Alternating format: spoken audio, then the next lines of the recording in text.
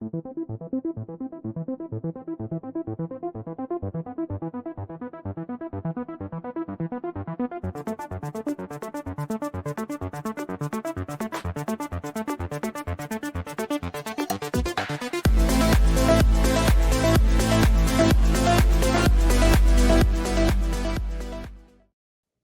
we're back with some NBA observations. It's Gerald Glassford coming right back at you here for the Lakers Fast Break. NBA observations. Truly appreciate you joining us. Make sure you like and subscribe. If you're not a Lakers fan and you're here checking out what we do on the NBA observations, welcome. It is truly appreciated. If you are a Lakers fan, also welcome. Just make sure you like and subscribe. I come up with at least lately, I've been doing 3, sometimes 4 NBA observations in a week. So please go ahead and make sure you subscribe so you get that latest notification on when the NBA observations comes up right there. And if you want it in shorter batches, I've been trying to put out little 5-6 minute clips every now and then of that. I just found out that YouTube has that option. So yeah, I've been trying to put those up as well to give you a little taste of what's going on right here at NBA observations. But a guy who has been with me virtually the entire season, has been a great part of what we're doing at NBA observations. You got to go ahead and check out what he's doing today at the New Century Press and the Swab Report. It is Mr. Calif Poncy. Calif, great to have you back, my friend. Talking basketball, March Madness, getting down to nitty gritty, final 10 games of the season for the NBA. Woo, it's a good time to be a basketball fan indeed. Yes, it is. And that means there's only 10 games left in the Nets season and the Wizards season, and then they don't play basketball anymore. So it's even better.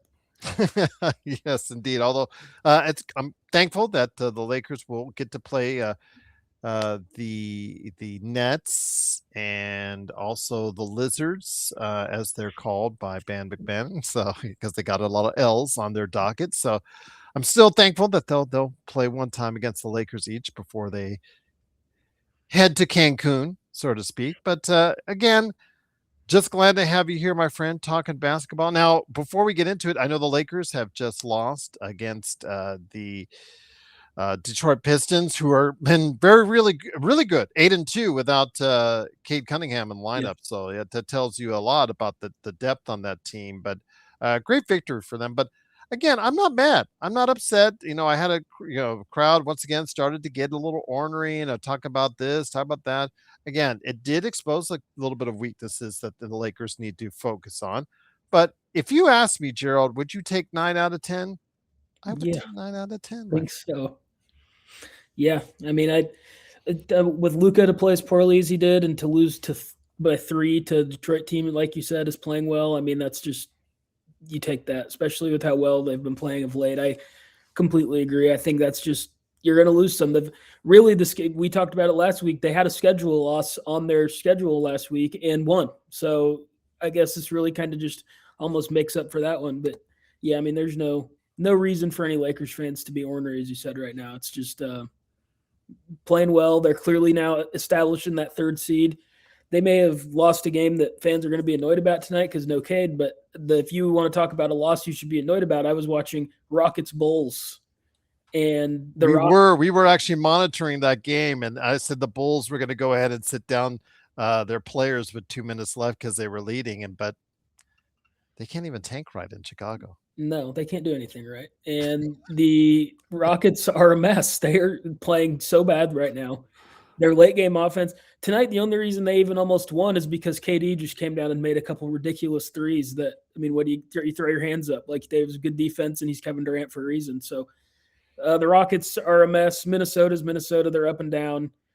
Denver's healthy. We'll see what happens with Peyton Watson back in the fold there, if they maybe turn things around here to end the season. I know they've been on a bit of a skid too, but I mean, the Lakers have clearly established themselves as the 3 seed. And if you would have talk to a realistic Lakers fan at the start of the season, and you said they're going to be clearly by the end of the season, they're going to have a multi-game lead on the 3 seed. I think honestly, they probably would have taken that with what it looked like this West was going to be, which we maybe thought it was going to be Denver there at the 2 seed and not San Antonio, but either way, I think assuming that this holds and the Lakers don't go into some crazy skid to counterbalance all the good they've done, this has been a complete successful season for the Lakers to me. I mean, I'm just gonna say they're above my expectations. They're Yeah. above my projections. I looked at back recently because I have it still on the Lakers fast break posts. And Caleb, next year, hopefully, I'll be able to get your thoughts, and we do the projections for over the entire East and West. And I had like 12 of our panelists that normally come on talk up, write it up, what are their projections, and most of them pick the Lakers fourth, fifth, or sixth. Yeah. Some third, couple third, but I picked them, I believe, in fourth, and they're exceeding my expectations. They're playing better than what I thought they can, and despite the roster and the flaws that it still has, I think they are playing at a good level as you can. They should have rolled over today when they were down by 15 after giving up 45 points in the second quarter. But you know what? They didn't. They came back. They got a lead. They just didn't execute down the stretch. It was messy throughout the entire fourth quarter. And again, this was a game, like you said, where Luka didn't play at his best and they still had a chance to win. And that's all you can ask. Yeah, absolutely.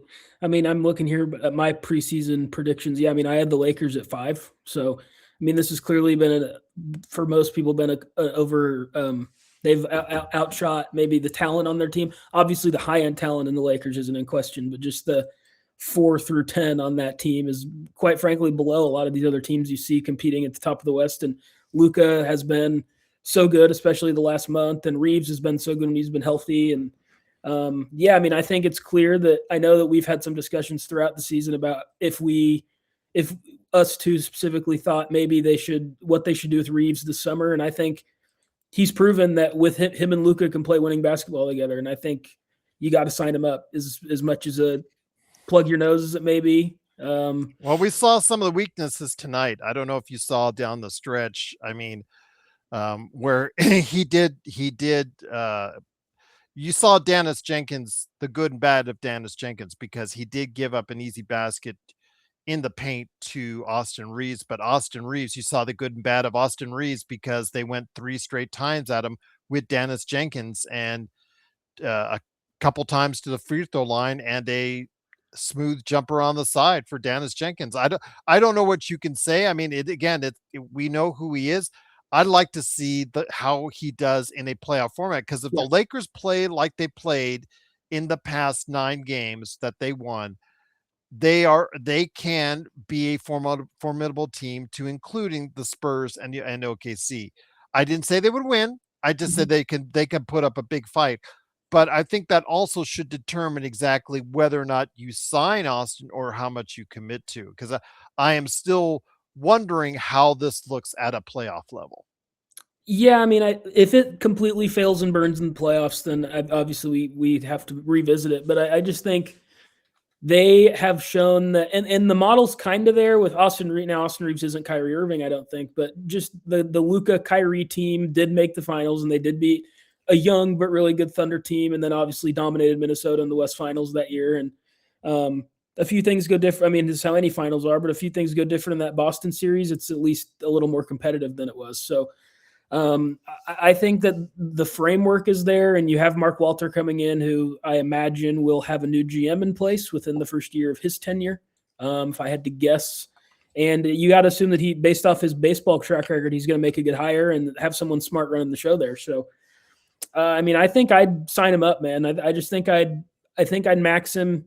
He's right on that edge. He's right on the edge of guys who it doesn't feel awesome when the max is reported, but they're so good. And if he makes the open market, someone's going to pay it to him. Like, I don't think that's a question. That's what I So, was talking about, because there were some in our chat. A big shout out to El Rosto, who thought, okay, well, nobody else can pay him the money the Lakers get. That's not entirely true, because okay, let's say again, and I used Legend as an example while we were live on the air, but I'm going to use you as an example. Let's say, because Austin is the top guy in a weak free agency market.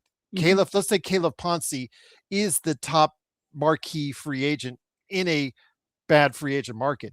If I'm still in Miami, or if I'm a place where taxes are much more palatable, and I think I have a shot, I don't have to trade away my assets just yet. I can see, okay, what if we offer you this?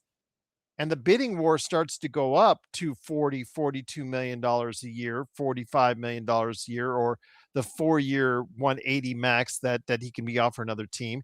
That is going to be interesting because then the Lakers would have to match, or if they're not interested, you have to talk about a sign and trade. You can move assets to clear space to sign Austin Reeves. So this these numbers that all these analysts are posting for the Lakers and other teams before the summer starts, they're not entirely true, Caleb, because if Caleb, you were interested to come to my team and I didn't have the cap space right now, I can move cap space, I can move players and clear cap space off to get to the number that you want in that off season. Yeah, I think it's a little bit harder in this apron era. Teams just aren't as willing to do like the full Thunder, where when Thunder are rebuilding, where it's like, give us all your bad contracts, put a pick in, we'll take your bad contracts, we don't care. Al Horford, Kemba Walker, whoever, Kelly Oubre, Ricky Rubio, whoever it is, all the people who passed through. Washington was really that team, and they kind of did it with Trae Young and Anthony. They just did it on a really high scale with Trae Young and Anthony Davis. They kind of used their cap space for that. So I mean, you look at teams with cap space, I want to say Chicago could pretty easily get a lot of cap space. And I think that's a team that should be interested in him if they can do that. And he makes some sense there next to Josh Giddey. I think now you're going to run into even worse defensive issues than the Lakers would, because as underwhelming as Luka can be defensively when he's locked in and playing like he will in the playoffs most of the time and like he does when he's focused, he's a better defensive player than Giddey is just because he's so big. And I think other than that, like maybe Brooklyn might. Utah left the market. I think that would have been a really good team for him. Maybe. I still think Miami. If Miami can find a way. Yeah, it's just hard because I mean, the key to them opening cap space would be, Rozier might be expiring now, so he's going to be off their books. But they'd have to get off Hero, and I just think that's a really unattractive player type in the modern. I mean, we're seeing that. We saw that at the deadline. I think these kind of small, non-defensive playing guards just are not really in demand. So I think they'd struggle to move off him. But I mean, yeah, obviously Miami is always a threat. I mean, they didn't have any cap space and they got Jimmy Butler and made 2 finals. Like they can figure it out. They have a shrewd guy running it with Pat Riley, obviously. So, yeah, I mean, Miami, if you're scared about Miami, I think everyone, if you're free agent, or if you're a player that's really good, reaches free agency, you should always be scared of Miami, whether they have cap space or not, because guys want to go there. There's no state income tax. It's a winning environment. Pat Riley can do his whole presentation and show him let him wear his rings and all the stuff that he famously does in his pitch meetings. So yeah, I don't know. I mean, I just think if I'm the Lakers, I don't know what the alternative is. Now, if there's an alternative out there where you have it behind closed doors, Giannis wants to come. And it's like, okay, well, Reeves, we love you. Sorry. But we got to do something, that we can't look ourselves in the mirror and do this. But really, I mean, free agency is pretty dead in the NBA right now, just with this new system. Guys really kind of, if they're going to leave, they get traded. They get their biggest extension they can, and the teams are now smart enough where they don't just let guys walk. They realize when guys are going to leave and get returned. We're seeing that with Giannis right now, where their front office came out and said, like, if Giannis doesn't re-sign, we're trading him. Like, they're not going to do the KD thing with OKC or LeBron with Cleveland. Like, they're just going to say, okay, like, if you don't want to stay, we're going to know because you're not going to sign your extension. We're going to trade you. So that's really how free agency works now. So, I mean, I honestly think the money would be heavily on Reeves getting a really big contract and staying with the Lakers. And I don't think if I was a Lakers fan, I'd be upset about that. I think he's a really good player. There's proof of concept with the Luka Kyrie pairing. You're going to have to figure it out around that, and having 2 max guys on the books it's hard to fill out the team around that. I'm not the biggest fan of a $90 million backcourt that has in the playoffs. I just got to see how it looks in the playoffs with those two as your I don't blame you. I totally think in principle. We saw a little bit of that today in the Detroit game where if Dennis Jenkins can own the Lakers in clutch time like that, how about a De'Aaron Fox, or how about an SGA? Well, that's going to be tough. They have some. They're just in a tough position. This year being the year he reaches free agency is a tough position to be in because the LeBron thing's coming off the books. And I think it was Ayton only a 1-year deal, or he has an opt-in. Him and Marcus Smart have opt-ins for next season. And I imagine that Ayton will pick it up. Smart, I think maybe could get. sure on that? Because this narrative on him has changed in the past couple of weeks that might have him just thinking about it because it's only 9. I think it's 9 million. I don't think he can get more than that, to be honest. I just think we're just seeing with this center movement where it kind of feels like the middle class center is kind of dying a little bit, where it's kind of like you're either going to be cheap and productive like a Kada with Boston, or you're going to be really expensive like a Chet Holmgren or like Wemby will be, or like these superstar guys, obviously Jokic, Duran, these guys who are going to be really expensive because they're that good. But I think the middle class is going to be interesting. I think Hartenstein is probably going to be a free agent this summer or have a chance to renegotiate his contract. I think Yes. he could easily be one of those, upper middle class. He's living comfortably in a suburban neighborhood, but he's an upper middle class guy. I think he's probably between $20 and $25 million a year. So I mean that's what it comes down to with the late. It's hard with Ayton. It's hard, I think, to be because he's just not very good defensively. I think he should stick around because I think Luka's starting to figure it out a little bit and trust him a bit more and things like that. Zach Lowe said that yesterday, and I tend to agree with him. I watched one of the Houston games last week, and that was the takeaway I came away with as well. But he's just not very good defensively. He's never going to be, with how athletically gifted he is, you would think he could be like a violent pick and roll force. That's just not really how he likes to play. He just kind of likes that short roll. So I think he should. I don't think he would get $10 million on the open market, and I don't know what the team would like. I don't know. You just look around, and the good team's cap space is pretty much gone, and so I don't think like. I guess there's always the Kings. The Kings could always throw $15 million at him because they're the Kings, and I imagine Sabonis is going to be at least But able to be Renault's traded. playing so well for them right now. I'm I not agree. saying he's I going to agree, be but a it's the a Kings. If it 10, was 10, if it 10-year was me, starter, man. But I just think he's good. he is good. I agree. You were on it early, and you're reaping your rewards because he is good, and he should be one of their main guys. Obviously, they're going to be hoping for a top 3 or 4 pick in this draft. But I mean, if I was the Kings, I'd move forward. I'd have him. They overpaid Keegan Murray, but he's still young enough, and I think the archetype of a winning basketball player is there in the right environment. But I mean, I'd move off Sabonis if you can. I don't think you can move off Zach LaVine, but if you can, I'd try. Guys. So we'll see what happens with Sacramento. But I only bring them up because you just always have to watch them to do something dumb, which is what I think paying $8 and $15+ million a year would be. So and they're going to move off of DeRozan and probably Malik Monk. yeah, the Malik Monk thing is weird because he was just really a productive player 2 years ago who I think would have been pretty in demand, and now he's just dead to the world, I guess. I would not He be scored surprised. 32 last night, so Yeah, I wouldn't be surprised at all to see a smart team scoop him up for next to nothing, and he is right back to averaging 15 points a game off the bench next year. I think he's a good player. that's how he left the Lakers, and the Lakers just couldn't because of the restrictions. About the 110% or whatever you're limited to based off of what his contract was. They couldn't re-sign him even if they wanted to because he was getting more on the open market. Yeah, the Brunson rule thing. Mm-hmm.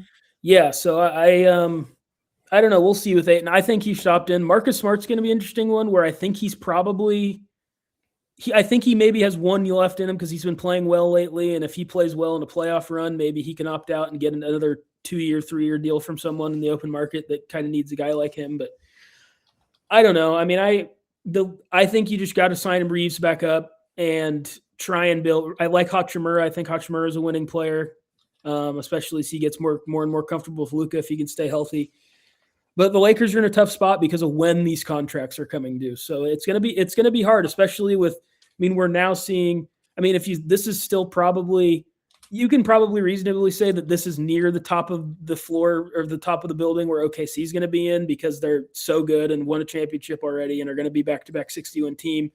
But really, they're still so young. And then San Antonio is probably only scratching the surface. And you just have these two juggernauts at the top of the West. So it's going to be really hard for anyone to keep up with those teams, I think, just because they both, not only that, they both still have a lot of assets and both draft so well and develop well and all these things that not very many teams do. But we'll see. I mean, so it's going to be hard for the Lakers, just like it's going to be hard for the Rockets, and just like it's going to be hard for the Nuggets, I think. We already see they tried something with Cam Johnson, and it kind of hasn't worked. We'll see in the playoffs. That's when it matters.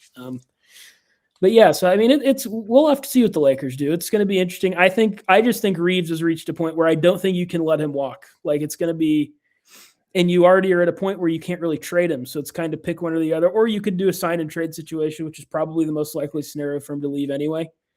And I mean, if it's a team like that, like Miami, makes sense, him and Bam. But then what are you like? You're getting Hero back. Hero is even worse at defense than Reeves is, so it's kind of redundant in my opinion. But we'll see. I don't know.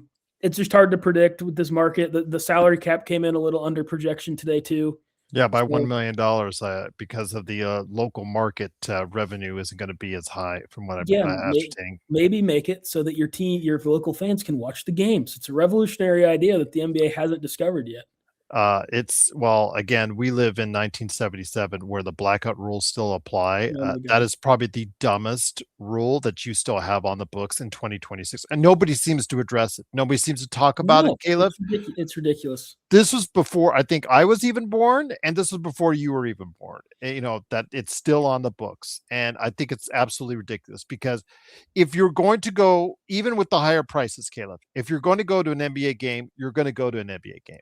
You're not going to be swayed whether or not it's on TV because you could just pick up your phone from the game and watch the game. No, it's not a modern rule. It's ridiculous. I mean, my poor dad lives in Stillwater, Oklahoma, like 80 miles north, if that, maybe 60 miles north of Oklahoma City. And he has not been able to watch a Thunder game that's not on national TV in 2 years. Like that's just, and I know in Denver. Las Vegas, I'm blacked out of Lakers games. And Clippers like games. it's just, I mean, I'm 300 miles away from Los Angeles, Caleb. 300. Guess how many teams? This is a fun exercise. Guess how many teams are blacked out in Des Moines, Iowa?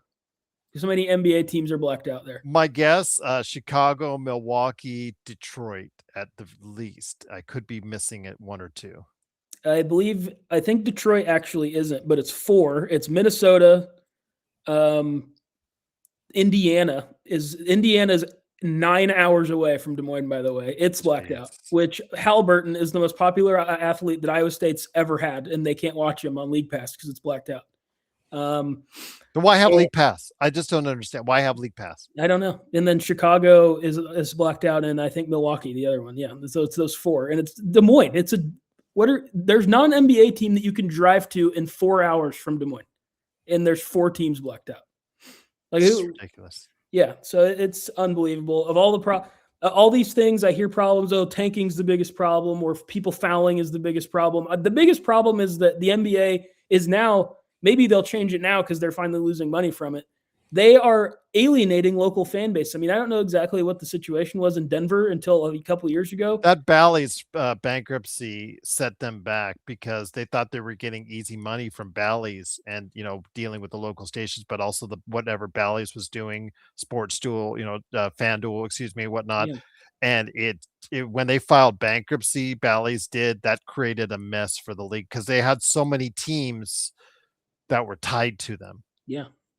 No, I mean now it's FanDuel TV for all those, and I like by their presentation. By the way, I love the fact that there's a sports ticker because of all the different stats and things, the geeky stuff for us NBA geeks that it pops up during the course of the game. They have this also player tracker. I don't know if you've noticed that on FanDuel that they started this thing where they have this like you're playing a video game, it's got a HUD on the lower left corner. It's got these little dots of where the while you're watching the play, it's got the little dots of the players and watch, as far as I'm like, I think the best broadcast I watch, which I happen to have on right now, is I love the Portland broadcast, which is, I believe, an NBC. It actually might just be its own local thing. They might be a weird one, but I think it might be NBC. But they have cool stats all the time. They had a stat on here tonight where it's like the Blazers, when they shoot above league average, are winning 71% of their games. Just cool stuff that, like, on FanDuel TV, I don't think, at least the OKC broadcast, like, that's not the effort that's put in. They're like, oh, well, the FanDuel does it for a reason. They show you like the stats of the 5 players out on the floor. They show you all these stats for a reason because they want you to spend money on FanDuel for it. But it is really cool for us basketball heads. I could just say that. Yeah, there's cool parts about it. I mean, they need to fix it because that's truly the biggest problem facing the NBA right now. It's not any of these other things everyone freaks out about. It's you're limiting who can watch your games unless you're. I mean, think about if you live in like Sacramento, rightfully has like 5 national TV games a year. What are their fans like? My dad, who lives there, like that they just can't watch the Kings all season because they're never on TV. My experience living in Oklahoma when I was in college was really pretty lucky because Oklahoma City's so good that they're on TV 50 times a year, and the Lakers, they're on TV 60, whatever, how many times they are a year. But that's on Spectrum. And for instance, you have to pay for Spectrum on that. They're not on local TV any longer. It's on you have to buy a service in order to get them. I don't know why they make it so hard to watch their own games of all the things that they complain about with this league. Who takes in more local revenue than anyone? Yeah, except now they're finally not, which is good, and I hope it maybe leads to some change because it's unbelievable. But they do because they have such a big. Baseball's TV contracts haven't been good because no one's really cared about baseball till recently, for a while, and football just doesn't have the packages, obviously, even though it still rakes in money. But yeah, so I don't know. We've gone off on. We're up almost a minute 30 now, and we haven't even talked about one thing on our agenda for the day. So that's good. But the conversation's still going right here. It does, NBA yeah. Observations. Yeah, that's always good, man. Because again, these are things that need to be addressed. And like you said, if the local revenue is an issue, $1 million per team, so that's $30 million. You could make that up instantly by clearing out blackouts. 2 seconds. Because in ad revenue alone, you could make up for that instantly right there. Yeah. You don't have to do anything else. So I don't know. Is that a government?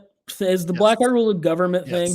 Yes, it is. Can we get on? Can we get on this? We're doing wars and all sorts of stuff. Can we just get rid of the blackout rules? That's all I want. Whoever would have to speak to 2 individuals. The gentleman sitting in the White House. Again, I don't want to go into politics. No, of course not. But and then Brendan Carr. That's also very political. And I understand that those guys are out there, but if you guys want to add somebody at those guys, but it's something if everybody's forgotten about and nobody addresses it at that level. And that's part of the problem. And the NBA kind of in its own way has forgotten about it, but the NBA, NFL, all it takes is the NBA, NFL, Major League Baseball, and NHL to come together on one thing, because I guess the commissioners, they went to the president and whatnot. Like recently the commissioners did bring that up. Yeah, you'd think so, but I'm sure you would think they would. It just seems moronic. It just seems like it's just there. It's this lost money that you don't even remember. Bring it up, because you just, like you said, they just readjusted their salary cap because of it, and that could have been the difference right there. Yeah, and I mean, I will say I am like as much of an apolitical being as exists, but whoever. I'm seeing all these ads lately up here in South Dakota. There's some crazy ads that are run, political ads, if you can imagine. But I can imagine. Yeah, but if the second I see an ad, any party, libertarian for all I care, where they say, first thing on our agenda, getting rid of blackout rules. Do they have my vote? I'll go wait in line for 5 hours to vote for them because it's unbelievable. I can see that. Bringing back the guillotine. I'm not sure about that, but they're getting rid of blackouts. I'm all in. All in. They have my vote. Yeah. Ignore everything else. It is, of course, Calif Poncy. Truly appreciate him being here. Again, we'll start getting on to our agenda here right now. Before we get the March Madness thing, we want to leave to the end. But I do want to go ahead on our 3 all NBA teams for today. Who would you have? See, that's a good question. Who would you have as far as your all NBA third team right now? But are you thinking it's also you're basing it on the 60? Are you basing it on the 65 game rule or not? I think we have to, because that's who's actually going to make. I mean, that's how it's going to work. It's tough. It's such a cluster right now because Cade Cunningham could still come back. Kawhi could still make it. Like all these guys who are right on the line could or could not make it. So it's hard. But I think the first guy that I would think just needs to be on a team, but I don't think can be super high just because of how disappointing the team has been, in my opinion, would be Kevin Durant. I think he's on a team. He's been so good this season. But drama follows him wherever he goes. Just like clockwork, whether he was the burner, he wasn't the burner, who knows? He of course deflected because he's Kevin Durant. But I think has to be on an All NBA team. Other guys, geez, I wrote my list down at my office today and left it there. So that we're I'm kind of gonna feeling say I'm ready. gonna put Kawhi in that mix at third team. Like you said, he's playing at a second or possibly even low first All NBA team level, but the returns as far as the team is concerned, I'm putting him and Kevin Durant as my forwards on the third All NBA team. How about that? Yeah, I would have Kawhi higher for me with these. I think I he's just been can't. I can't get there with their record. I just can't get there with their. I mean, if you can't get there with Houston's record, then how can you with the Clippers record? because I think Kawhi has been so. I think there was a 2 month span in the NBA when it was Kawhi and SGA were the two best players playing at that. With Jokic was out, but and I get it. You're right. Like it's not. It's not. It's. I just think it's apples to oranges. It's all about expectations too. Like I don't think anyone expected this Clippers team to be awesome. Now better than they were, and obviously they got off to that horrible start. But I don't think anyone thought the Clippers were going to be like a sneaky title contender. And not that people thought. I think it's really hard to be a title contender in the West right now with I OKC think a and lot of Denver. people. I thought of them as a lot higher. I thought they were very old, but I thought they had a lot of skill coming into the season. Yeah, I mean, I guess I just thought about him differently. I think I see your point, and he's probably the last guy I have on my second team. Um, but yeah, I mean, so for my third team, here we go. Okay. I think my third team, I'll have Scotty Barnes on it, is on because I think the Raptors have been good enough. Now they've fallen off lately, and he's getting close. I think him and Durant are the last two on there for me. Durant past Şengün, if you'd have told me 2 months ago that Şengün wasn't going to be on one of my All NBA teams, I would have been shocked with how well he started the season. But that's where we're at. But yeah, so I think I'd have Scotty Barnes, Kevin Durant. Let's see, Jalen Johnson probably. Although they've been so good lately, I think he's flirting around with moving up to second team. But I'm getting probably a little too into semantics here. But okay, so I'll have Scotty Barnes, Kevin Durant, Jalen Johnson, Karl Anthony Towns, and Jamal Murray would be my third team. So Jamal Murray, Jalen Johnson, Kevin Durant, Scotty Barnes, Karl Anthony Towns. That would be my third. I'm going with Leonard, Durant, Duran, Jalen Johnson, and Jamal Murray. Yeah, That's I my mean, I think everyone who's a regular listener knows how high I am on Duran, and he's getting close. And I would not be actually, I'm kicking Scotty Barnes is getting kicked to the curb, and I'm putting Jalen Duran. Jalen I Duran has put to him be in there. slightly ahead of Cat for me because Cat is still having a good season, but he's not having quite the season he had last year. And there were times this season when every MSG fan, New York City fan, I just talked to somebody in our chat on the post game who was at MSG. So I think it was today. So yeah, so he was, just they love and they hate Cat. Yeah. So it's been an up and down season for Cat. Even though he's averaging gaudy numbers, it's just not quite the same as what we saw last season. So I have him barely off like Sengun as well. Yeah, so I'll change it because that Duran kind of slipped my mind there. But I will have Duran on instead of Scotty Barnes. So I'll do I'll do Kevin Durant, Jalen Duran, Cat, Jalen Johnson, and Jamal Murray will be my third team. And Jamal Murray, I think this has been a really good individual season. Now the Nuggets have struggled this year, but this has been a really, I think, important individual season for him kind of locking up where he is in the NBA because he's always been one of those guys where one of my least favorite things that has happened throughout. I remember it was Mike Conley for the longest time. These guys who people talk about that are like all-star snubs. It's my least favorite topic, truly, because then you actually look at it. It's like, who are you kicking off the all-star? Like which one of those years and what guard? And because that's, I believe, back when it was still position based. And in the West, it was like prime Harden, prime Westbrook, prime Curry, prime Dame. Like who are you kicking? Who of those is Mike Conley even in the same stratosphere as? Like this is not a guy who. So anyway, yeah, that's my. But he was always kind of one of those guys where I thought people were like, oh, I can't believe he's never been an all-star. And then this is another Zach Lowe argument. You go and it's like, well, what year should he have been an all-star? Like who are we kicking off? This year he proved it, and without Jokic for a lot of it, he came in. He proved that he can be a leading offensive force on a team that hovered above 500 with Jokic out. And I think he's still been so good even since Jokic got back. I think he has to be on third team. And so that's my case for him.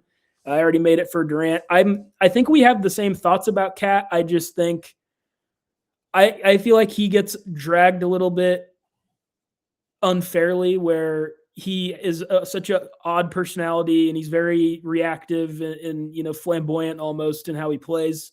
And people make fun of him and his voice and all the weird stuff that comes with Karl-Anthony Towns. But he's an awesome player who can get you 20 rebounds on any given night, and he can get you 40 points on any given night. And I just don't think there's that many players you can say that about. And the Knicks are good. I still think if I was picking today, I think I'd pick the Knicks to make the finals right now out of the East. I still think really highly of them.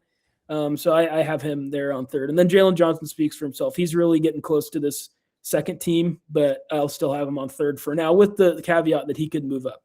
Who'd you have on your second team? I have Cade Cunningham. I'm toggling between second and first right now. I have him as sixth right now in my MVP voting. So he is, because of the injury, he slid down from third to sixth in recent weeks because of the Detroit Pistons has slid themselves. I have him there. I have also as well. I have Jalen Brunson. I have Tyrese Maxey. So, what are your thoughts on Tyrese Maxey, my friend? He's not on mine. He's mostly a games played thing. I just don't think. I kind of tried to forecast, like, do I think these guys are going to play the games necessary? He's played 61. Well, I know, but I don't know. Is he going to play? Is he going to play again this season? Like, I don't. Good point. Yeah, so it's going to be really close. Like, if he gets to 65, I bet he'll play like 65. Like, it's not going to be comfortable. So I'm just going to err on the side of caution. If he plays, he's on my third team, and I probably kick out. Probably Cat, I guess. He'd probably be on my third, just because Philly's really been and it's not his fault. He's been awesome and played a ton of minutes, but they've really slid a lot with the Paul George suspension. Embiid, unfortunately, getting back to what we all kind of knew was eventually coming with him. I will say in the OKC Philly game tonight, Edgecombe was awesome. He had 35 points against the Thunder. Played everyone other than AJ Mitchell, and he just made 7 threes and was really pretty unstoppable. And they had Dort on him, and it just didn't matter. So they're going to be fine in the long term. But I think I'm just going to keep him off out of safety precaution reasons. So he wasn't on mine just because of that. Well, the last two on my list are really hard. Who do you have on yours? Because I'm toggling between a couple on the first and second team as well. Yeah, so I had Kawhi, and then I had Brunson, Donovan Mitchell, Edwards. Who is he? Might be a game. Is he going to play 65? Do you have it up? Who's Edwards? Yeah. Let me go ahead. I've got Edwards at 58 right now. He's going to be close to. I'm going to say that right now he's in with that. Okay. It would feel wrong to not have him on a list. He's clearly one of those 7 best players in the league. So I have Kawhi, Brunson, Edwards, Donovan Mitchell, and then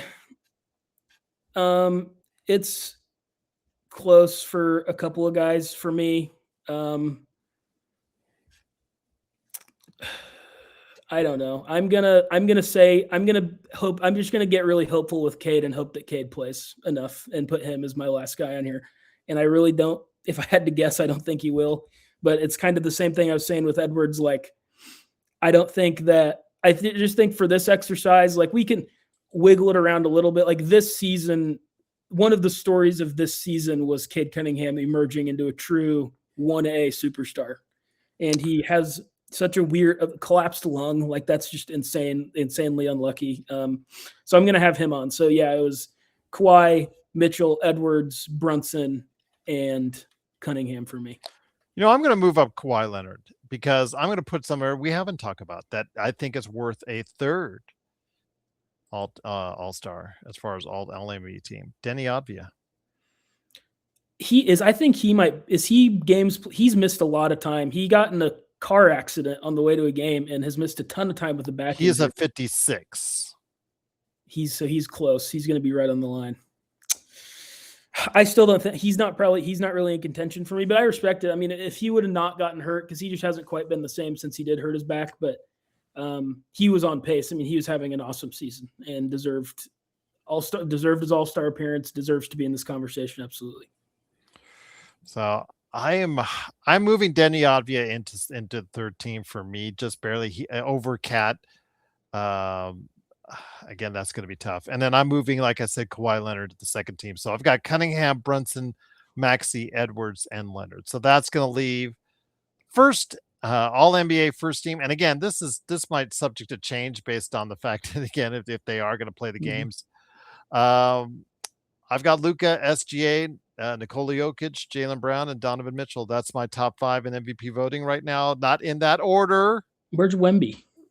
Oh, shoot. That's right. So, yeah. Yeah. So, sorry, Donovan Mitchell. So, you're going to go back down to the first team, Victor Wembanyama. So, I'm going to put Wemby in my first. Gerald. Yes. We talked about Wemby so much. And then Denny Avdia had a good stay on all NBA. Yes. Again, it's like, So I'm sorry, Denny Avdia. I'm going to bring Kawhi Leonard back down to my third team. And then I'm going to go ahead and put Donovan Mitchell as my second team. And I'm going to put Wemby on my first. So my first is Luka, SGA, Nikola, Jalen, Wemby. And it's not necessarily in that order for MVP. Yeah, I think it's the same. I have Shea, Luka, Wemby. I knew I was missing somebody. Jokic, like, how can you miss a 7'7" guy? You know. And the only one that I think 4 of those are locked. Like those 4 are having such special seasons. Obviously with Wemby, Shea, Luka, and Jokic, like those are just locks. The 4 best players in the league. That 5th one is close. If Cade Cunningham plays enough games, I think maybe he's just going to lose enough momentum with this injury that Brown will still get in over him. And I think there's been some really crazy stuff said about crazy high on Jalen Brown over the last month or so that I just don't necessarily agree with. But it's going to be close. If Cade plays 65, it's Cade for me over Jalen Brown, just because Detroit's been the 1 seed end to end. And now that maybe since they're winning with him out, you can say, oh, well, it's not. I think that's a dumb argument. Like they clearly have no chance of winning the championship or making the finals if Cade Cunningham doesn't play. And if he does play, they can make the finals. So I think that's about as easy as that gets. So he'd be on there over Jalen Brown for me if he gets to that 65. But for now, yeah, I mean, we have the same first team. It's those and it's those 5 or it's those 4. And then that last spot is kind of a toss up, but those 4 are just having all time.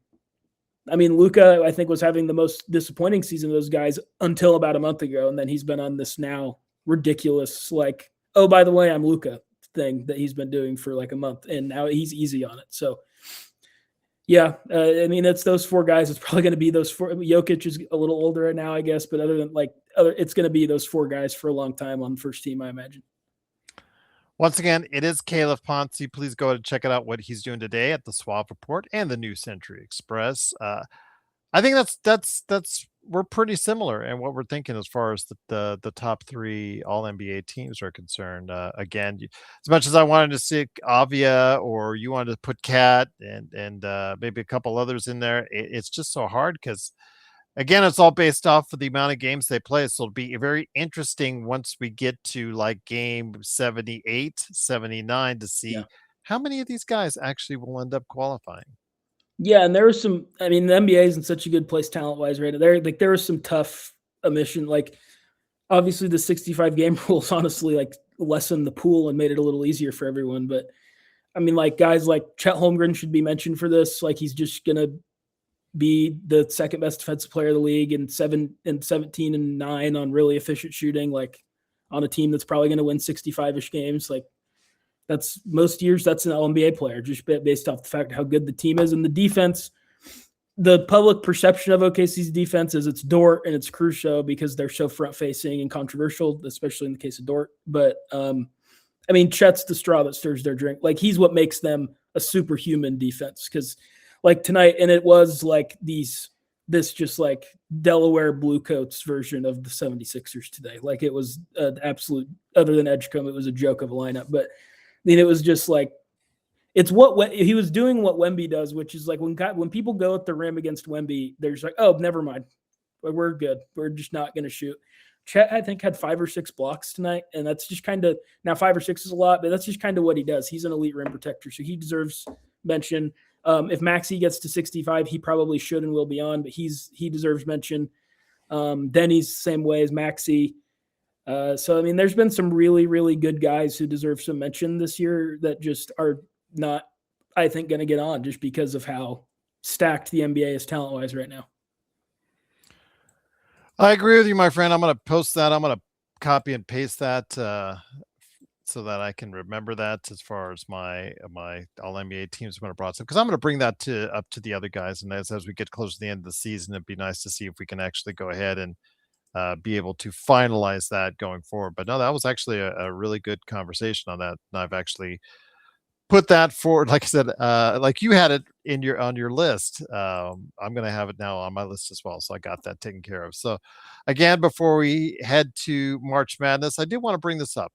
Last week I got a email from one of our great listeners and one of our great viewers, Douglas, who said, hey, can you guys just talk about a what if? Because he was watching the game the other day, and he's watching I guess the New York LA game back when it happened the other day, or he's watching New York, and then he was wondering what would have happened. What if the Dallas Mavericks would have kept Jalen Brunson and Luka Doncic? What would happen if that would have been their backcourt going forward? Because we just saw the burgeoning of them, just both just starting to bloom. They're like flowers that were just starting to bloom in their roles. And I know that Brunson was coming off the bench, but he was destined really to obviously.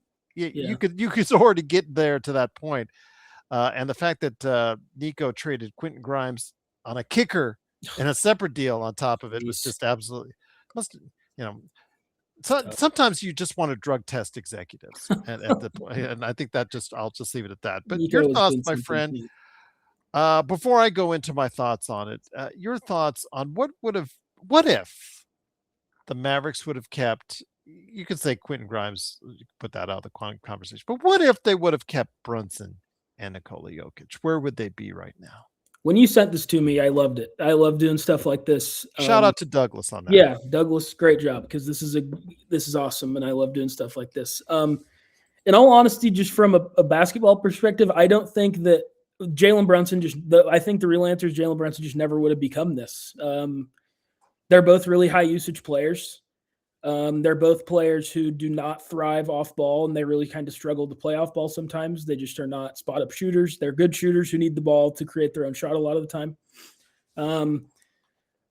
But it obviously just opens all sorts of doors. What if that happens, they probably never get Lively, which is kind of a big reason why they beat Oklahoma City and made the finals, which is kind of a big reason why, honestly, the finals run, I think, ended up being pretty instructive in why they traded Luka, because he went there and Brian Windhorst was on it. Like, they were pretty publicly frustrated with his defense and conditioning and complaining in the finals, which is crazy since he got him there basically by himself, whatever. And so it's really a whole, maybe they never get frustrated with Luka in the playoffs, and then they never trade him. And then we're just sitting in this thing where Luka's still in Dallas. The Lakers are kind of hapless and old with no real direction in sight. And it opens up this whole treasure chest of possibilities. Like maybe it even impacts so many teams. Like New York, obviously, God knows where New York's at. Like they never make the Bridges trade. They never sign Brunson. They are still kind of a wasteland where free agents never really go, and they're just cats still in Minnesota. Like there's so many things that this has impacted. Even OKC traded with Dallas in the draft to get Cason Wallace. If Luka's there, maybe if Luka and Brunson are there, they're probably never in a position where they have the 10th pick and trade back. And OKC maybe doesn't get Cason Wallace. Like so many teams on the margins and in major ways are impacted by this. Things that probably just wouldn't have happened if he would have stayed there. So in terms of individually, I just think Brunson Brunson's a really good, like he's a top 20 player type of guy, instead of like he's a top 10, top 12 player like he is in Dallas. But I think it opens up all these crazy doors and in shelves of like God knows how many teams have been were impacted by that happening if he just would have re-signed and they would have had their thing and they maybe just would never maybe they don't trade for PJ Washington, like maybe all this stuff. Like they just who knows. So it's crazy to think about. In terms of team success, I just think that defensively, that's a really tough backcourt, and I don't think Brunson would be able to be who he is if he was with Luka. Like he needs the ball all the time. That's fine. He's great at it. He should have the ball all the time. But yeah, I mean, it was a really interesting thought process to me, just because of how it's like all these crazy moves. Like how many of these teams you go down that you wouldn't even think about. Like, well, why would I think about Minnesota? And it's like, well, because New York never would have traded for Cat if they didn't have Brunson. And where would the Knicks be right now? Exactly, in the Knicks. And then, like, obviously stuff like no one else would ever think about how it impacted the Thunder, but I would because that's the team I cover. Like, they don't have Cason Wallace, who's so crucial to their identity. Like, all these things that it impacted. It's crazy to think about. That they just had him. They just had him on the team. He's a second-round pick, a great pick, the best, probably their best pick because Luka was – I mean, I can't believe Luka was available where they drafted him, looking back at that draft and even in the moment. But he's such a good pick and such a storied college player, and now he's deservingly kind of on the fringes of the MVP conversation every season. So it's crazy to think about. And this was a pretty fun thought exercise for me. And again, he was second all NBA team for us. I mean, and that's a second round draft pick right there. And credit Nico made that pick, correct? Or no? I think it was the guy before Nico. I'll look it up here. The gambling guy. Was it the gambling guy? You know what I'm talking about with the I know Donnie Nelson. Donnie Nelson drafted him. Oh, Donnie Nelson did. But no, I thought that because there was a guy that was what he was advisor, became I think GM, for a period of time. The guy that heavily got involved with gambling at the only weird GM scandal I remember is Gerson Rosas. That's the only one that comes to mind for me. I thought there was somebody that was like an You're probably right. I just probably don't remember heavy into gambling. A foreign name just off the top. I know you guys have it in the comments, so go ahead and let me know what it is as far as I'm concerned. But I guess he was never GM. So if that's the case, but Donnie Nelson made the pick.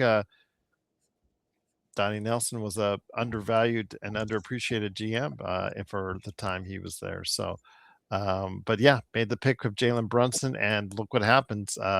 He's gone on to be at that level. And yeah, I understand that we talk about Austin Reeves and Luka being a defensive deficient backcourt, but the Mavs with what they would have done, that is just too much talent. Just to see those two being able to go at it like OKC does with Shea Williams. Just imagine them. We got a brief look at that in their final season together, as far as Brunson, Luka. But just think as they matured with their games, how good it had been if that would have been your starting backcourt. I mean, I think you would have guaranteed yourself 50 wins plus each season and a title contender each and every season with those two. Yeah, I mean, it's really interesting to think about because in theory, you would think, well, Luka, and myself included in this, like you would think Luka doesn't work well with another guard. He's so high usage, he needs the ball. But then we're seeing now, like he works really good with Kyrie and he's working really good with Reeves. Like that's just kind of not true. Like he can play and coexist with another guard, heavy ball handler guy really well. So I just think Brunson, his lack of spot up shoot, like he's just not a spot up shooter. It's just not what his game is. He gets inside. And I just think he actually just needs the ball too much to really be super effective to be a plus, like perfect chemistry, perfect fit. That's kind of how all these guys are. And then the best ones, like I would say that about Tatum and Brown. I'd say that about Shea and Jalen Williams. Like that's kind of how all these guys are. And then they just figure it out. So I'm probably just harping on it a little because the defense would be so like those other two I just named, like Jalen Williams is like a really, really good defender. And then Shea's an above league average defender. And same thing with Tatum and Brown. So, and then with that, like those are two below average defenders. And Brunson's just really small. Like he's so good. I'm not taking away from him.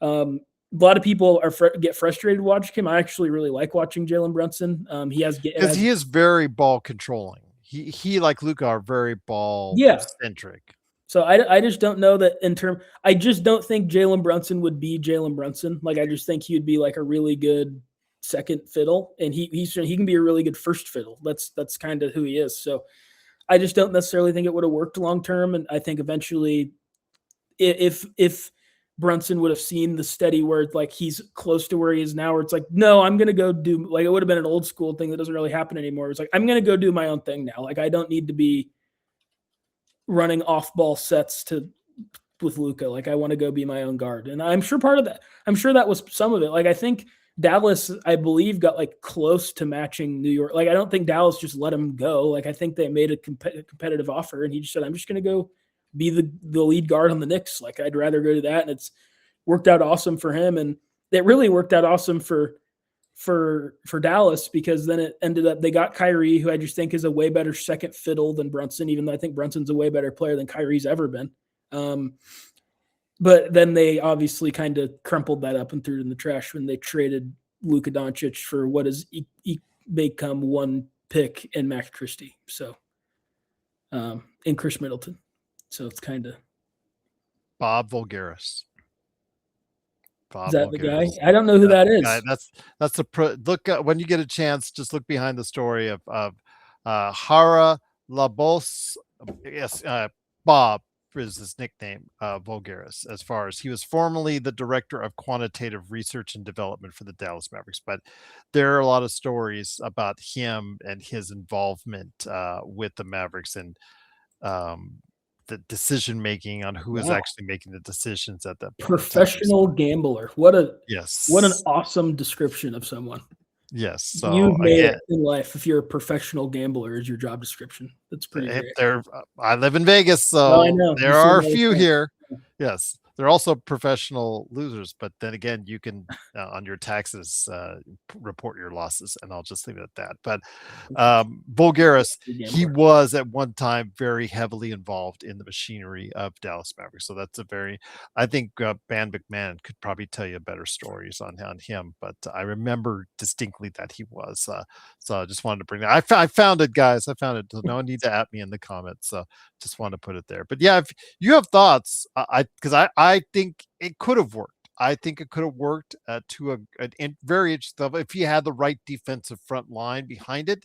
Yeah. And at one time, they did, but I don't know if they would have been able to pick that high with the backcourt that they have. So maybe that changes things as far as their front line is concerned. But yeah, if you have a front line to support it, I think you could get away with those two as your high level backcourt, your yin and your yang, for lack of a better term. And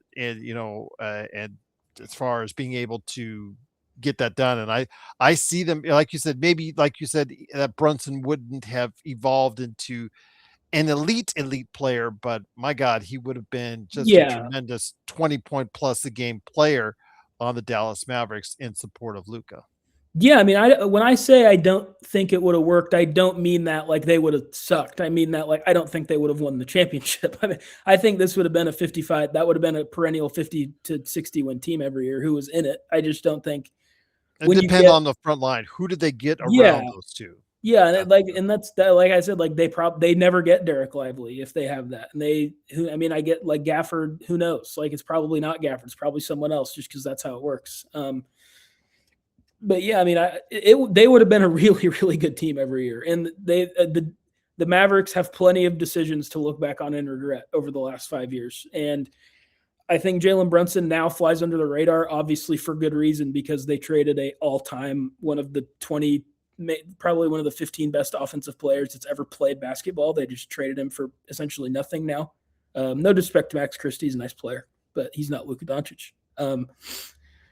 So I mean, they would have been really good. I just think that when you get to the highest levels and you're competing against, like, Boston still would have been Boston.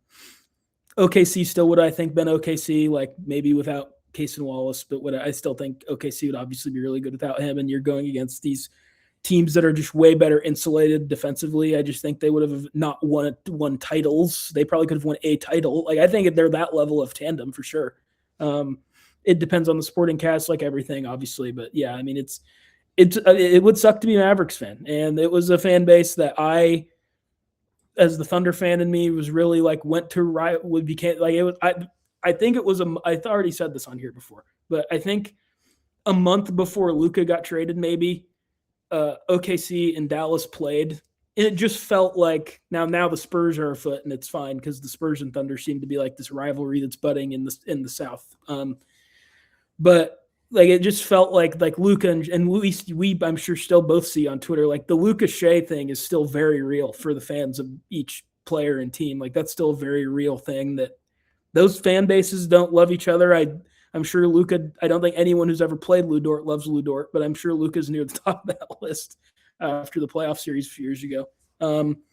So yeah, I mean, I wrote a story about how this is just like this burgeoning rivalry that's going to be awesome forever, and now he's on the Lakers. It's just so crazy. I honestly didn't think at one point. I at one point did not think it would be physically possible for me to feel sorry for Mavericks fans, but God, do I? Like it's just terrible.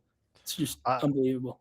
I went to because we were associating ourselves with a sister Magic's podcast. Some great guys that still go out and do it. As far as I think that the Magic, the Cap and Crown podcast because it was called something else Mavs related, and once the Luka got traded, they decided to change. They were that day after I went on the show, went on the air. We celebrated the trade. We actually had the trade happen while we were on the air. What was that like? Well, what was that experience?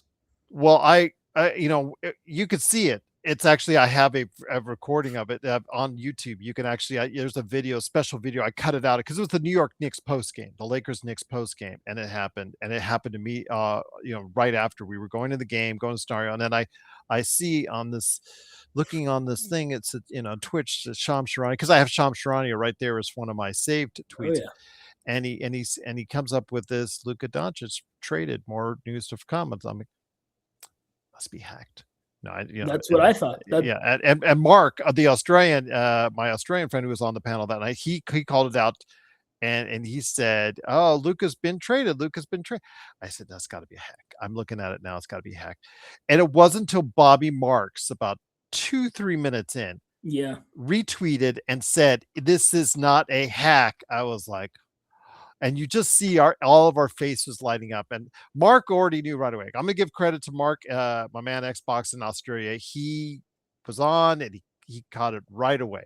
He was into it right away. And we were all rest of us just freaking out. And just to see everything light up like they did, the crowd, the audience was just like, and I understand it's Lakers exceptionalism. I understand it's the selfishness and whatever you want to say, it fits for us and how we get all the breaks. Lucky, again, I can't deny it. I can't defend it because it is what it is. But it's a glamour market. It's fine. Miami's the same way.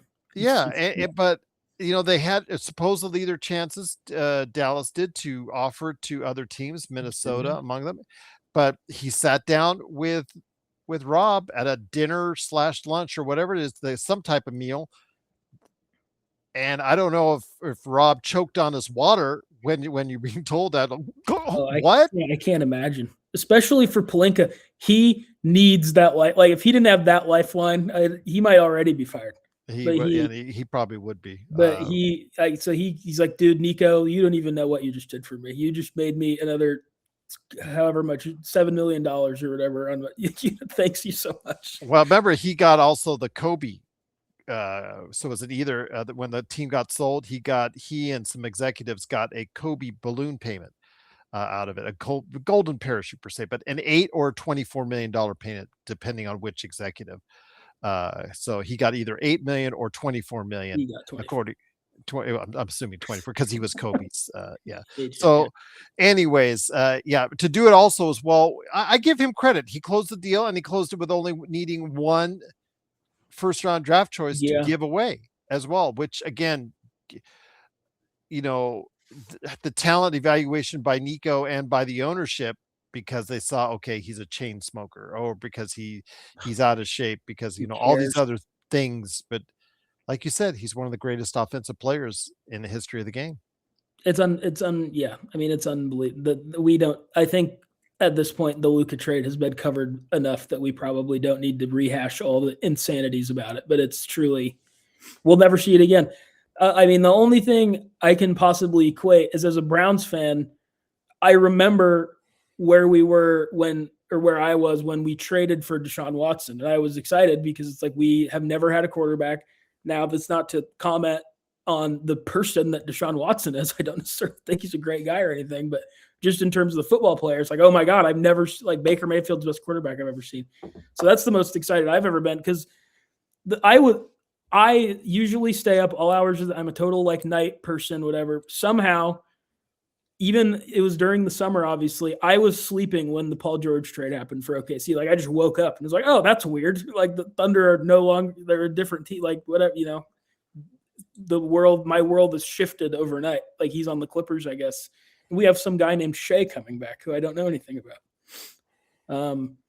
But yeah, so I mean, I just can't imagine. So I just wanted to hear that, because I'll have to go watch that clip of you reacting to it, because that I just literally, there's never going to be another thing like that. Between the fact that no one would ever do that, because he's arguably I think he's arguably the second or third best player, I think he's probably, for me, probably the fourth best player right now, just because the top three are so good. But you can argue for him against any of those guys, and I think there's a case to be made. And we're never going to see one of the, like, I don't think we're going to get a notification one of these days like the Spurs have traded Victor Wembanyama. I just don't feel like it's coming. Or the Thunder have traded Shea, or the Nuggets have traded Jokic. Like, these guys don't get traded. So we're never going to see it on that thing. And then two, now there's like a clear path where it's like, this will be the public reaction if you do this, by the way.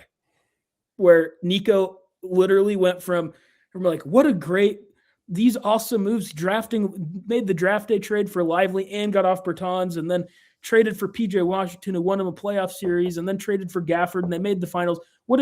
And bought low on Kyrie. What a great GM, to fired in like 9 months because of, I mean, it's just unbelievable. We will never see anything like it again, would be my guess. No, I don't think we will. But again, I'll put the link in the description for you guys on that video. I just had to do a search on it. Let me see if I can do that before we head on out. But before we head on out, talking about bad moves, it's something you wanted to address on. It is it is March Madness, and again, I was talking about it with Legend, who is in my group on ESPN. We talked about this. I went from 70 to the next day. My overall count was in 96%. Oh my. And then this past weekend, it was so bad, I'm now down to 66.8%. I'm still leading my group, but Legend he can max out in points more than I can. So if everything goes right, he can pass me up to win the group.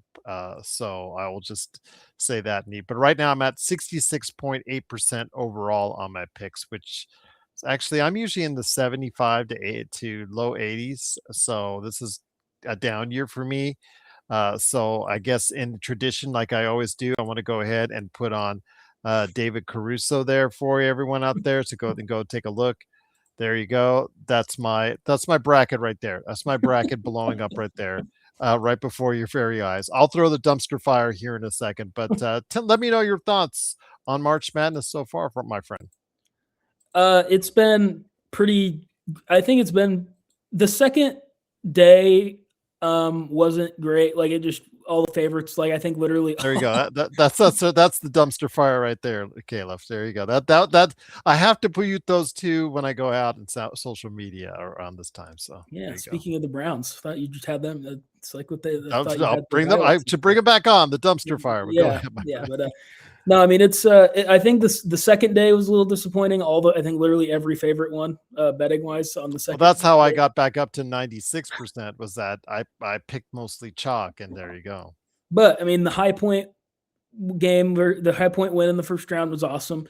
Obviously, St. John's with some of the worst buzzer beater defense I've ever seen in my life. I mean, Kansas is great. Everything Peterson, I think, is going to be awesome, but that was some of the he's like a he was like a slow white guy who didn't score the whole game, and then he just got to the. I can't believe that happened still, but I had St. John's, so I'm fine with it. Iowa beating Florida, that was like, I was obviously being from Iowa, like my grandma, whatever, that goes, she's like, well, what do you think Iowa's going to do? And I said 30 minutes before the game, I was like, Iowa is going to get destroyed by Florida. Like, they have no chance. Florida's so fast. They're so slow. They're so athletically out. Like, there's just no chance in the world. Like, this would be, and then of course, Iowa just leads the whole game and wins against Florida. Like, it just peak is just, this is just what it is. And then Tennessee and Iowa State, the two teams I'm rooting for, are of course playing each other because that's how it works. So I don't care who wins that game. I probably would root for Iowa State just because I think, and it sounds like Josh Jefferson's going to be back. That was kind of one of the more disappointing things, is Joshua Jefferson, who's I think was a first-team All-American for Iowa State, who is probably, I think, will end up in the first round of the draft. Personally, I think he'll end up in the top 20. He's not mocked there right now, but I just think I think he will personally. He's going to be one of those risers. I think so. I obviously view everything through somewhat thundery lens, and if he makes it to that Clippers pick, there's two picks you could have back to, right now. It's scheduled for right around 2 in the teens there for you. Yeah. So if he gets, I think the Sixers pick will end up. The Sixers are just terrible right now. The injuries have done. I think they're going to end up in the lottery. If I had to guess, they just are so hindered with injuries, and I don't think any of them are going to come back. They're big guys, but if he's there with that Clippers pick, which will probably be, whatever, 17, 16, whatever the 7 seed in the West gets, I think the Thunder would draft him just based off of knowing how they operate, the type of players they look for. We'll see if I end up being, we can clip that and remember, I guess, if I make a crazy call whenever, in the ESPN mock that had him last week, he was 37 to the Thunder in the second round on Jeremy Wu's mock draft. But I think the Thunder would draft him at 16, 17. But Jeremy Wu goes a little bit risky on his fact. He had like the center in Arizona going to the Lakers, and that is higher than anyone has by far as far as that. And I was just surprised because he talked about who was it again? What's his name? Krivas, Motijas Krivas, 7'2", 260. Again, really a lot of size, but yeah, he's just solid. But it's something the Lakers might be interested in. But he's right now, like Tankathon has him 51. So yeah, he is a little bit aggressive, but he may be seeing things that other draft experts will be seeing here in a month or two themselves. Yeah, I think ESPN, honestly, for all their coverage that I think is usually honestly pretty damaging, especially about the NBA, their day-to-day coverage, they do great with the drafts, the NFL and the NBA draft. I think they do really good. They have really good analysts and do really good jobs on the drafts, in my opinion. So if he's a 37, maybe that's just where he is. But I just think he's so smart. He's so good defensively. He's 6'9", and he's a really good passer. The only thing he doesn't do really well is shoot, which obviously is a really big deal. But he's also not like, this isn't like a Dwight Howard. Like he can shoot. Like it's just not a strength, right? Like I think he profiles as a guy who could learn to shoot. So I think he'll end up in the top 20, whether that's OKC. I just think he was really thundery and they're going to have some roster spots to fill. But we'll see. But yeah, so that was a bummer when he got hurt and it looked pretty bad. Like he might be out, but now apparently it's reporting today that he's expected to be back for that Sweet 16 game. And when Iowa State's right, I think they can win the championship. I think they're that good. So we'll see what happens. But yeah, I just want to talk about it because I just thought it was pretty great. Like it was a good enough mix where just as soon as you think, oh, well, here we go, no upsets are going to happen, whatever. It's just 1 seed. So Florida loses to an Iowa team who I think before Clemson had a really good player get hurt in the ACC tournament, I would have just said, oh, Clemson's going to beat Iowa. And now they just beat Florida. So I just think it's been really fun. Acuff has continued to be an awesome watch. Yes. DeBansta, with no help, was amazing against Texas. He had 35. Boozer's been a little underwhelming. And I think, honestly, in a pretty concerning way, like he just doesn't look like he has the athletic burst to be like a stud, like a star. Like I think for me now, there was some talk that he maybe would go first if it was the right team. Like if Indiana got the first pick, maybe they'd draft him. Maybe they still would. But I don't see with just how not that he's unathletic, because he's not, but just he's not like a special athlete like Peterson and Demancda both are, and even Caleb Wilson, who people are kind of forgetting about since he got hurt. I think he's pretty comfortably third. He might even be fourth behind Caleb Wilson for me. I love Caleb Wilson. But I just think his lack of athleticism has been pretty loud in the tournament, and Duke is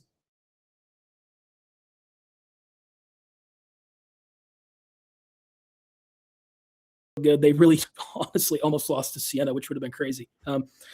But yeah, I think it's been everything that we could have wanted so far. Just as soon as you start to think it's only the big guys who are going to win, all of a sudden High Point wins, or Iowa beats Florida, or Tennessee beats, not the Tennessee. I mean, Tennessee was even favored, but they were the lower seed and beat Virginia. Like, I just think it's been a really fun tournament this year with stars who I think Acuff has a chance to, like, Acuff already is. We're seeing some stuff about him now where it's like, I think maybe he should go third. And I don't agree. I'm not a big, I mean, I kind of put my stamp on that a month ago. I'm just not a big Acuff guy as an NBA player, but he's an electric player to watch in college, no doubt. And we'll see how far Arkansas can go. I mean, UConn got tested yesterday.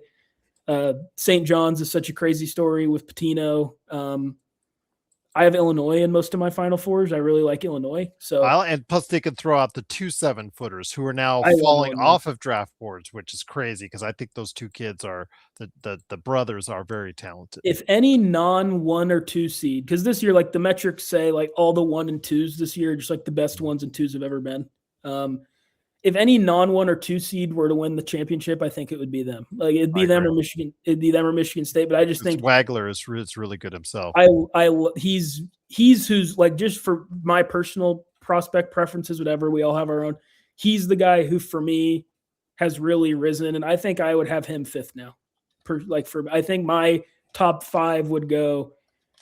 I'd probably have Demancda 1, but I do really like Peterson now that it seems like kind of the weirdness is a little bit behind him in terms of it seems like he just really had some physical ailment going on, that he's gone in a little bit. And it sucks. You feel bad for the kid because everything that was getting said about him, but he also handled it really odd. So you kind of get what you pay for. But I think I'd still have I just think Demancda, I don't see the world where Demancda is not good in the NBA. Like, I don't know what it is. I don't know how he busts. He's so big. He's so talented. He tries really hard.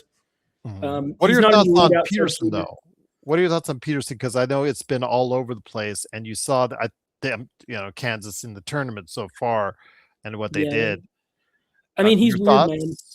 He's weird. I love him, but he's weird. Like, he had, like, the last 4 minutes of that Cal Baptist game, he didn't shoot. Like, you can't not, like, when you play the role he does on that team, even if you're missing. Like, even in that Tennessee game yesterday, got really tight at the end, and Nate Ament had an awful game and he had an awful first game, but he still was being aggressive, going to score. Like, if that's your role on the team, you just got to do it. And he didn't against Cal Baptist, but then he did against St. John's.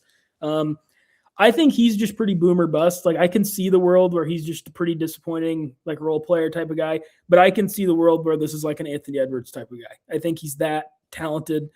I've never seen a more natural shot making prospect when he's on. Like, it just is so smooth. He's so talented, so gifted. And apparently in his high school stuff, like, his weakness in high school was his jump shooting. Like, he was a crazy, like, Derrick Rose type, like, I'm going to get to the rim and dunk on you guy. And he hasn't even really hardly done that in college. So I don't even think we've seen the full complement of what this guy is at Kansas. I still would think about taking him 1 as much as I love Demancda. I just think he's that gifted. And we're seeing right now, like, the guys who are running the league now, Jokic is Jokic, and Wemby is an all-time outlier. Like, they don't make Wembys. Like, we're probably never going to see another guy like that. But other than that, like, it's SGA and it's Luka and it's Ant and it's Brunson and it's Donovan Mitchell. Like, it's guards. It's guard. You need, like, to be an elite team right now, you seem to need guards. And like an elite, and he can be an elite on-ball creator, offensive star guard. And I have no doubt in my mind. Now, will he?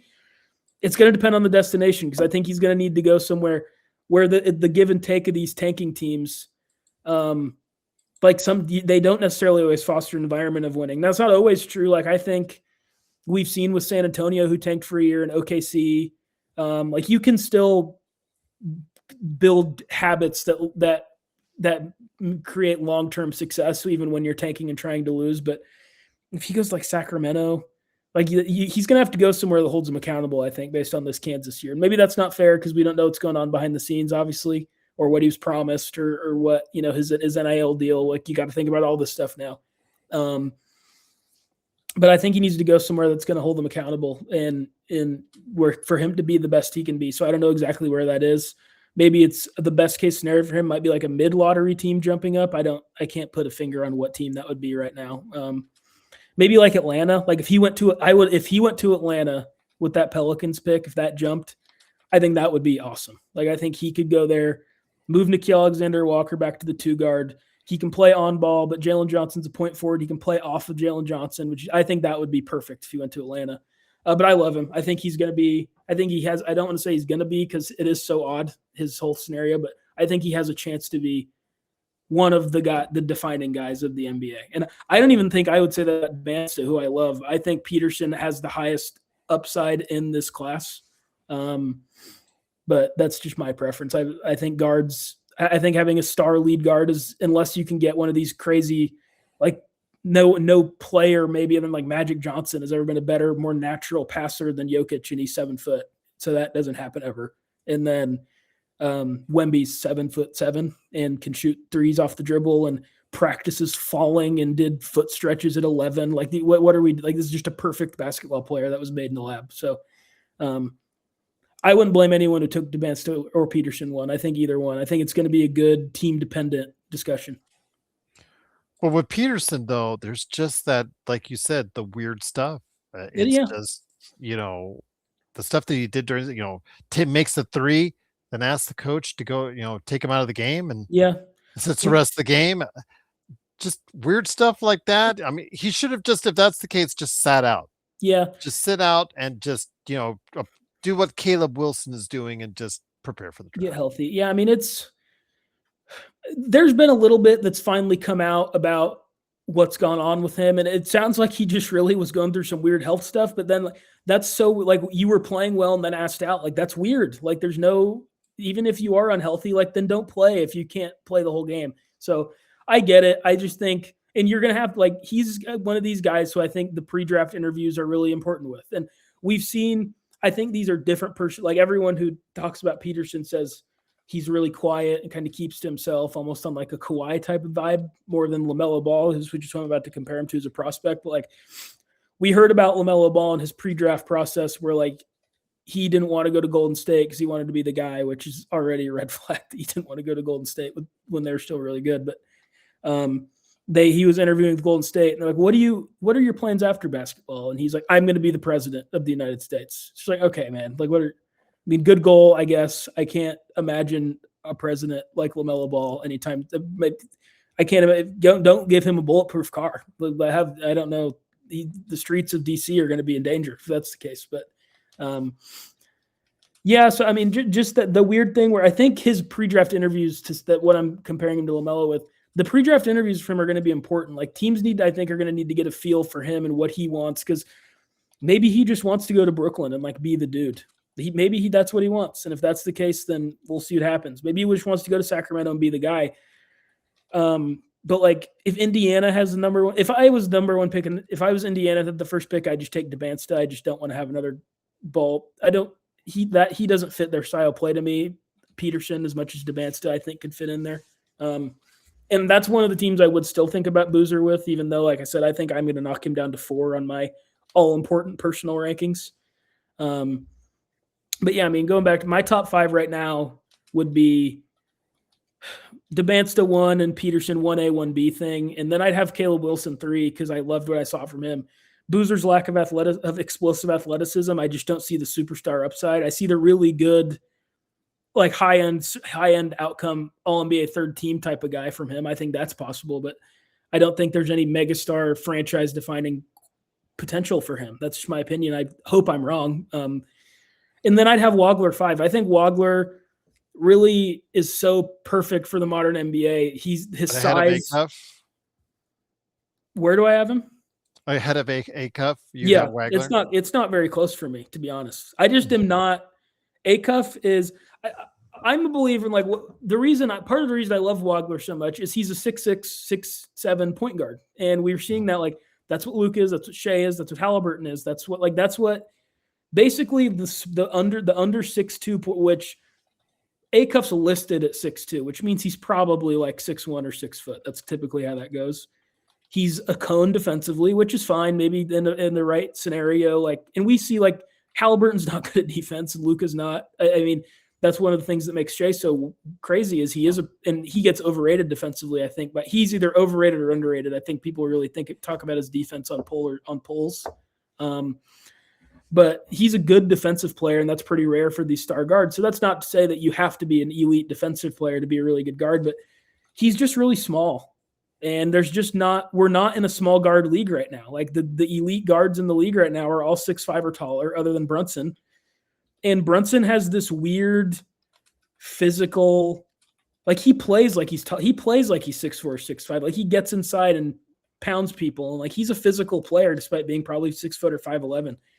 So and that's the thing with Mikal Brown and Wagler and some other guys in that range who are there's a ton of guards and they're just big guards. And then Acuff is clearly the most explosive scorer, and maybe he'll be Kyrie Irving or something, maybe that he's that talented offensively. He's that good of a shot maker. But I just think with where the NBA is at right now, I would not personally bet a top 7 pick in a draft like this on an undersized, no defense guard. That's just not where the league's at right now to me. You look at the elite teams, and you have to be able to hold up defense. Even Luka, I talked about this a lot on here, but when Luka tries, Luka holds up on defense. Luka, he's led the league in steals over the past 20 games. Yeah, and not even that. When the Thunder played Dallas, I thought Shea was better than him in that series. That's not the point. But he was better than anyone else on the team at guarding Shea. He's big enough when he's locked in, he can play passable defense. He's just slow-footed. He's never going to be Anthony. When Anthony Edwards locks in, you're like, okay, here's this could be an all. If he was like this every game, he'd be a defensive player of the year other than Wemby candidate. He's that his ceiling is that high, but he doesn't lock in all the time. Acuff there's no scenario where he's good at defense. He's just small, and that's fine. Again, maybe he can come be Kyrie, but I'm just not betting on that outcome with where the league's at right now. I think we saw what a small, high volume scoring, really high assists. See if you can decode who I'm talking about. We just saw at the deadline a guy who high volume scoring, undersized, really bad at defense, but super talented scorer, shooter, really high assists, runs a team, and he got traded for literally nothing. CJ McCollum.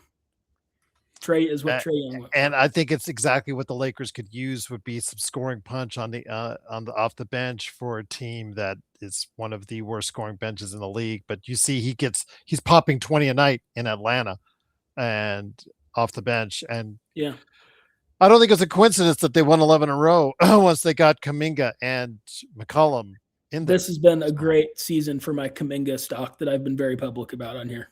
That was such a ridiculous devaluation of him by Golden State, whatever. So, yeah, I need to dig in more on Mikal Brown. Even though I'm a Tennessee fan, I'm not a big AMAT guy for the NBA. He's just a little inconsistent for me and skinny. I'm not a big Acuff guy, as satanic as that is to say right now. Well, he is the flavor of the week right now. Yeah. So, and he's he is an A+ college watch. You can be that in college, and he's great. And he's the story of the tournament right now, I think. With no real mid-major Cinderellas, I think he's the story of the tournament with how dominant he's been going back to that SEC tournament run. But I just think for the NBA, I'm just pretty anti-small guard right now. You got to be, if you're a small guard, you have to be thick and elite defensively to hold up. You have to be a Cason Wallace, where Cason Wallace is probably only 6'3", but he is elite and thick and strong and a really good defensive player. And on the open market, now part of this is contract related, but a lot of it's contract related. But if the Thunder traded Cason Wallace right now, they'd get way more than the Hawks got for Trae Young. And that's I think that's kind of what I see Acuff in that realm. I think he's Trae Youngy, and they're not the same player, and he's more athletic than Trae. But it's similar to me. I just would not bet a pick. And if it's last year's draft, which is so good, but especially 2 years ago's draft, I would draft him first in that draft because in this draft, I I don't think I'd take Amen over him, but they're like in the same bucket to me. They're like, I'd draft Mikael Brown over him. I'd draft Wagler over him. I just am not a believer in small high volume or high usage guards right now. I just don't think you look around the league, it's just not a successful formula for winning. Okay, but I will tell you what, even after the season's over, we're going to be looking hard at the NBA draft, and I really appreciate you having already a beat on it because as on this channel before, each and every year, I love doing the draft in-depth previews, even if it's not for the Lakers, just NBA draft. Again, NBA geeks. What can we say? What can we say, indeed? But Calif, great to have you on the show as always, my friend. I think we covered our topics. And like I said, it doesn't matter how we start as long as we get to the end on what we talk about. So great indeed. As long as we don't have to see my dumpster fire again for another year. But before we head on out, my friend, what you working on at the New Century Express and the Swab Report? Spring sports are starting to kick off up here. Swab Report, I don't know if I'm going to have anything before the playoffs. The Thunder's PR, but I was going to have Adam ask them about Hartenstein for me. So I could get some quotes and some things to contextualize that Hartenstein story I was talking about. And of course, it like coalesced with right when Hartenstein went out again with a calf thing. And they apparently like shut him down. They're like, we're not taking questions about him. So that's kind of on the back burner for right now. Typical Thunder fashion, just the worst PR wise, as much as I appreciate them. But yeah, I mean, we'll see what happens. And something will pop up. Jalen Williams came back tonight. That's obviously going to be important. He, I thought, looked pretty good athletically, which is the big thing. His shot wasn't there tonight, but he looks comfortable. Like he still made a corner three. It's not how it was early in the season where with coming off that wrist thing, shooting wise, he just didn't look comfortable shooting. He didn't want to shoot. That's not what I got tonight. He looks like he's pretty back and pretty healthy. So that's obviously really promising for the Thunder and really scary for everybody else because they've been so good without him. And he made All-NBA last year and scored 40 points in the finals. So yeah, that if anything, it'll probably be something on maybe how they acclimate to him being back. I have no comment on the fight situation other than it's ridiculous that AJ Mitchell got suspended. If anyone on the Thunder should have been suspended, it should have been big Jalen Williams, not AJ Mitchell. AJ Mitchell didn't do anything except to respond to getting mushed in the face. Which, as Zach Lowe said yesterday on Bill Simmons, this is just an automatic that people don't like. The face mush is you might as well be insulting a guy's mom. Like they really don't like the face mush. The face mush really instigates, and that's what happened. You know, they insult the Lakers. Luka Doncic insults again, depending on who you talk to on that, as far as it's concerned, insulting moms. So yeah, I don't know. Leave Luka's family alone. All right, Luka's family is going through enough, and leave Goga. Come on, man, leave him be. Not the time. Seriously. Well, speaking of Goga, I don't know if you saw my post I put on the Lakers Fast Break late last night, but I posted a link. It's so funny because, you know, the last victory before the Lakers lost tonight was the victory. And I'm telling this story again for people who already heard it on the post game, but the winner, the Luke Kennard winner in Orlando. Yeah. And, you know, they have what they show on TV. And then they have, if you go on social media, every other person that actually was in the arena, they'll show their view of it. And it's great. You always get to see different perspectives. But there's one in particular that's funny. I think you might find interesting. Speaking of Go Patazzi, because there's a guy that was shooting that shot from on the other side of the court to the left, about 12 rows up, pretty good seats. And he's shooting it, and about 3 or 4 rows in front of him is a guy in a black or dark Goga Batazzi jersey. Oh wow, and must be his dad or something. Must be. So again, no, this actually was a young man. It was actually in his 20s, so probably around your age or whatnot. But brother, something. No one bought a Goga Batazzi. He was given that jersey. Go look at my notes. Go look at my notes. I have a picture of him with an arrow. I said this dude right here, but I actually and I linked to the video as well. So anyway, so when you go to the video and you see Luke Kennard in the foreground, this way, you see him make the shot.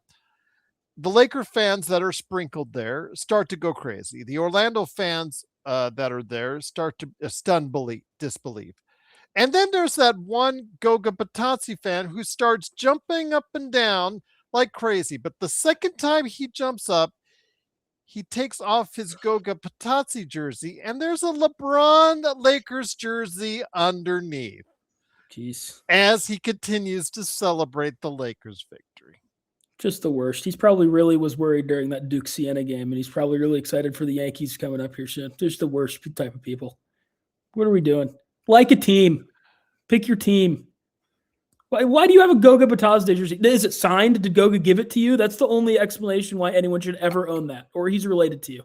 There's the only reasons.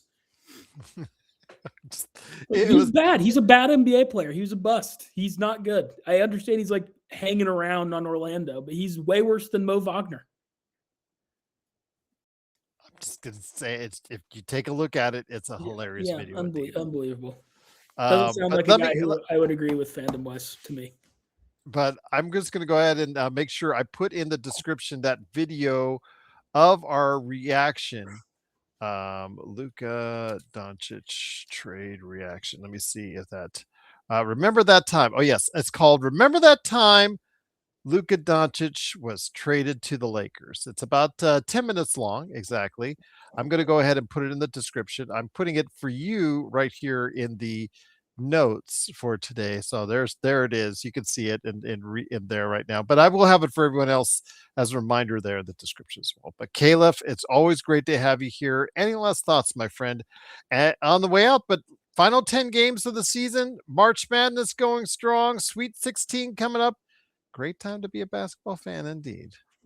Yeah, good time for basketball. I'm ready and excited for the NBA playoffs that come pretty quickly after the end of March Madness here, about 3 or 4 weeks after. So, yeah, I mean, it's exciting stuff. I don't know. There's not much more to say about it, I don't think. I mean, both of our teams are trending in the right direction at the right time, and we'll see. I think the Lakers have entered conversations I did not think they were going to be in just a few weeks ago. And OKC's finally healthy and looks like OKC since the All-Star break. So, yeah, fun time for us specifically, but I think just a fun time for anyone who likes basketball right now. Next week when we talk, yes, the Lakers will be meeting up in the first of 2 games against OKC. I don't know how much you're going to take away from them as far as wins, losses, whatnot, because I don't know who's going to suit up for either team because the Lakers could have solidified third place by that time, and OKC could already have everything locked up by that time. Although technically, I think at that point in time, San Antonio will still be eligible to get, but we already know what the outcome is going to be as far as where the San Antonio Spurs are going to be, where the OKC Thunder is going to be. And in a couple games, the Lakers win these 3 coming up against tanking teams. I think we pretty much know where the Lakers are going to be as well. Yeah, I mean, especially Houston, just that game was so gross. They were down 20 to Chicago, who's terrible. I mean, Houston's just in a slide. They're not getting out of the first round, whoever plays them, whether they're the 6 and play the Lakers or the 5 or 4 and play Denver, like they're not making it out. So, yeah, I mean, I think the Lakers are looking better. I mean, like I've said last week a couple times, like teams tell us who they are, and Denver sucked for like 2 months. Like it's just kind of what it is. So I think the Lakers are looking better than any of those teams right now. I mean, they definitely are looking better. I think I'd put them on equal footing with Denver come the playoffs right now if this is how it holds. And I think they're above Minnesota. I mean, and Houston's I might put like the Clippers above Houston in my playoff. I mean, Houston's just done, I think. But yeah, so exciting time. It was a fun show. That was any more what if questions anyone has, send them in because that was great. And I love doing stuff like that. So good show. And we'll see what happens. And Ime Udoka is calling the officiating soft for. Oh, he got ejected. Yeah. There you go. Soft officiating indeed. Big shout out again to Douglas for giving us that what if. If you have a what if as well, please put in the comments or just, send it to me, LakersFastBreak@yahoo.com, or let me know in the comments that you'd like to hear Calif and I touch on this as well. But for Calif Poncy, it is Gerald Glassford. Thanks again for watching, listening. Truly appreciate it. We'll be back. Hopefully more this week for some NBA observations. Legend, Matt John. But Calif will be back next week providing the best on the Lakers Fast Break podcast that you can get in NBA observations.